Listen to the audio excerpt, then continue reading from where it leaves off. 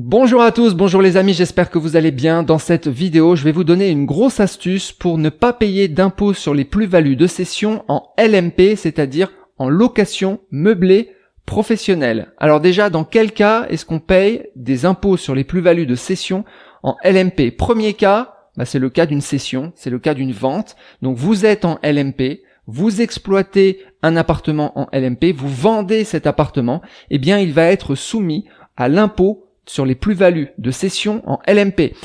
C'est un impôt des professionnels, c'est pas un impôt des particuliers, donc on va le calculer de façon très différente de celui qu'on aurait calculé si vous étiez en location meublée non professionnelle. Donc si vous voulez apprendre à le calculer, eh bien j'ai un fichier que vous pouvez télécharger gratuitement.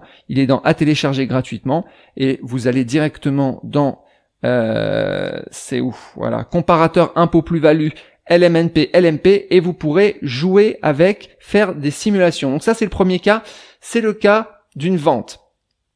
Deuxième cas, c'est le cas où vous arrêtez l'activité de location meublée pour cet établissement. Par exemple, si vous reprenez cet appartement en résidence principale, donc vous arrêtez l'activité de location meublée, et bien là, il va se matérialiser en fait des impôts sur les plus-values de cession comme si vous l'aviez vendu. Donc si vous avez un comptable, il va les calculer et vous allez devoir les payer. Troisième cas, il y a peut-être d'autres cas, mais troisième cas, c'est si vous arrêtez l'activité encore une fois de location meublée et que vous repartez sur de la location nue. Donc vous passez donc de LMP à la location nue. Donc vous arrêtez l'activité de location meublée pour de la location nue. Patatrac, plus-value matérialisée, plus-value de cession, impôt sur les plus-values de cession comme si vous aviez vendu l'appartement. Donc dans un cas, ce sont une vente réelle, c'est une vente réelle. Dans les deux autres cas, c'est des impôts alors qu'il n'y a pas eu réellement de vente, il y a eu simplement arrêt d'activité. Alors, est-ce que c'est grave de payer des impôts sur les plus-values de cession? Alors, ça dépend. Si vous vendez réellement, en fait, le bien, eh bien, le LMP peut être, dans certains cas, plus favorable au LMNP. Donc, ça va dépendre des cas. En général, c'est entre 5 et 8 ans. Si vous vendez en LMP, c'est bon. Mais si vous le gardez plus longtemps, comme les impôts des plus-values de cession en LMP prennent en compte l'amortissement, et plus vous attendez, plus l'amortissement est important. Si vous gardez 20 ans, 25 ans, eh bien nécessairement le LMNP va être beaucoup plus favorable. Vous voyez, je fais un exemple ici. Si je mets 20 000, vous payez, c'est juste sur un exemple, c'est l'exemple de mon fichier. Vous payez 7 800 € d'impôt, mais si je mets un amortissement beaucoup plus important, donc d'un appartement de 200 000, vous amortissez, allez, 120 000, donc vous avez déjà amorti pas mal. D'un seul coup, vous voyez, total impôt 46 000, ça peut partir dans des niveaux qui sont juste énormes puisque on calcule, entre le prix, entre le prix de vente et le prix amorti. Et plus on attend, plus on amortit jusqu'à ce que l'appartement soit totalement amorti. Il restera que le terrain qui n'est pas amorti. Donc ça va faire nécessairement une plus-value très très importante. Si on attend longtemps, vous voyez, les courbes sont complètement déconnectées à un moment donné. Donc si vous voulez garder votre appartement, à moins de, faites très très attention à ces plus-values de cession. Donc, je vais vous donner une astuce, comment ne pas en avoir. En tout cas, ne pas être soumis à l'impôt des plus-values de cession en LMP.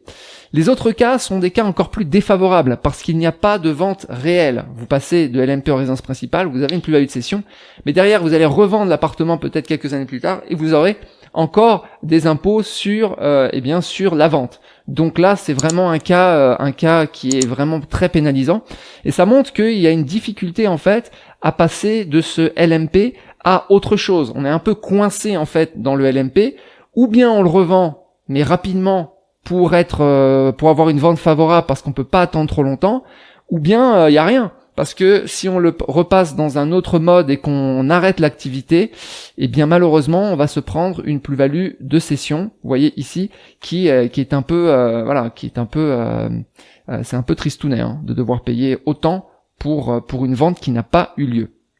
Voilà, donc deux choses, arrêt d'activité, on paye, et vente réelle, on paye aussi. Alors comment faire?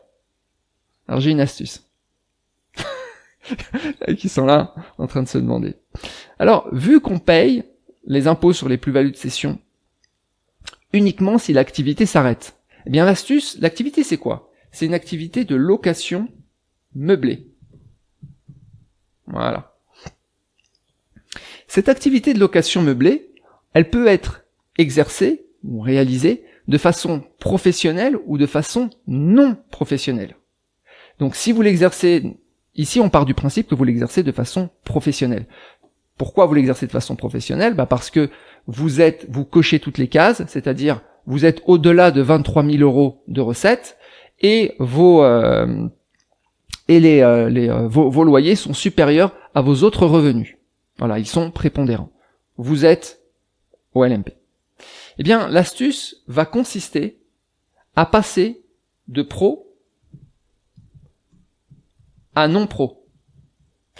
Parce que si vous passez de pro à non professionnel, donc si vous passez de LMP à LMNP, il n'y a pas arrêt d'activité.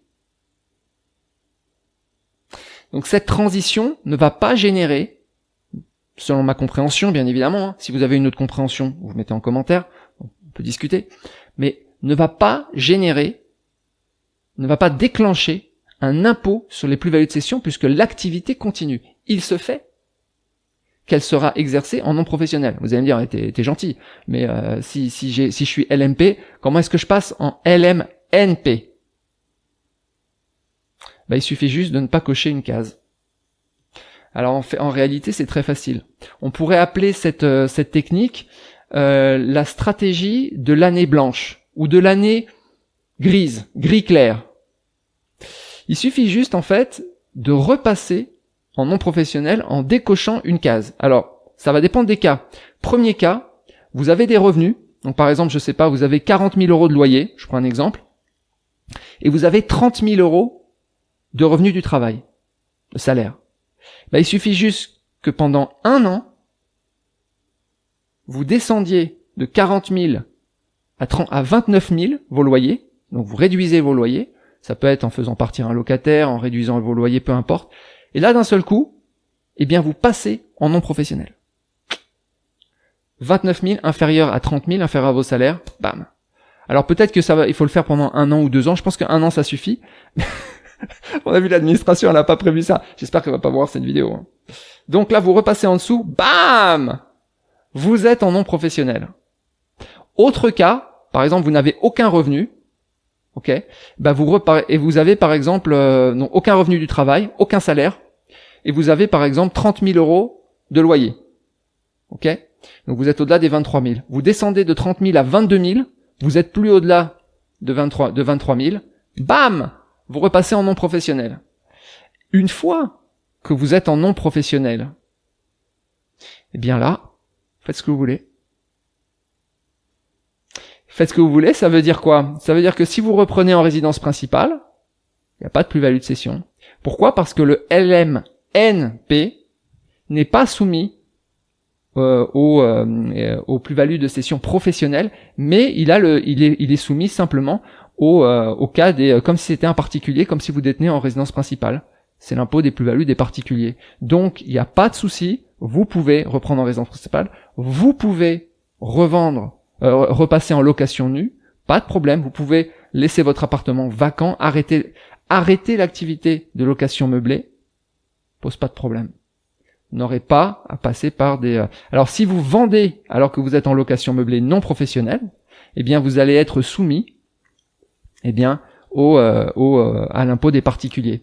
Donc ça peut être très avantageux. En général, c'est très avantageux si c'est moins de 5 ans ou si c'est plus de 8 ans. Donc si vous avez gardé très longtemps en fait votre appartement, que vous l'avez exploité et que vous étiez, ou plusieurs appartements, que vous étiez en LMP professionnel et que vous voulez revendre et que vous voyez qu'en fait vous aimeriez bénéficier de l'impôt des particuliers et pas de l'impôt des professionnels, pas l'impôt des entreprises, à ce moment-là, vous rebasculez, vous effectuez cette transition. La transition LMP, LMNP. Transition magique. Une fois que vous êtes là, vous vous êtes libéré des chaînes. Voilà. Et vous faites ce que vous voulez, vous revendez si vous voulez. Donc, alors, vous allez me dire, ouais, mais très bien, mais pendant ce temps-là, pour baisser mon loyer, je vais perdre de l'argent. C'est vrai, vous allez perdre un peu d'argent. Alors ça va dépendre des cas. Ceux qui sont à la limite, qui sont à 5 000 euros près, Bah, les gars, parfois ici, une vente, il peut y avoir une différence de des dizaines, des centaines de milliers d'euros de différence entre les deux. Donc, faites vos calculs. Dans tous les cas, faites vos calculs. Vous téléchargez le calculateur, il est gratuit. Et vous pouvez faire vos calculs et voir ce qui est le plus intéressant. En général, après 8-10 ans, clairement, je pense que cette transition, va falloir y penser sévèrement parce que sinon ça va faire très très mal. Voilà. Voilà les amis, si vous voulez que je fasse les calculs pour vous, évidemment, on peut se faire une session de coaching, vous retrouverez tous les liens en description, je le fais assez régulièrement. Il peut y avoir d'autres stratégies, il peut y avoir des variantes de cette stratégie, mais en tout cas faites très attention à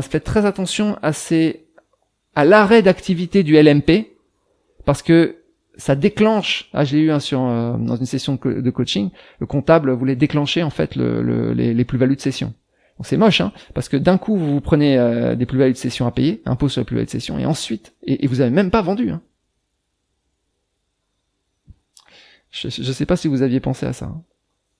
Voilà les amis, dites-moi si vous voyez d'autres solutions. J'avais fait je vous renvoie aussi sur une vidéo, je vous la mettrai, que j'avais fait avec un avocat.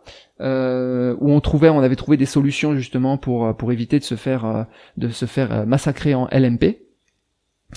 Mais ça, c'en est une. Gardez à l'esprit que la technique de la transition intermédiaire. Voilà, ne pas passer directement par un arrêt d'activité, mais passer on continue l'activité de location meublée, mais sous l'angle non professionnel. Et derrière, ça va ouvrir donc des transitions possibles. Donc plus des transitions qui n'étaient pas possibles auparavant, ou du moins elles étaient possibles, mais on passait par la case plus-value de session. Voilà les amis, je vous souhaite une excellente journée et je vous dis à bientôt.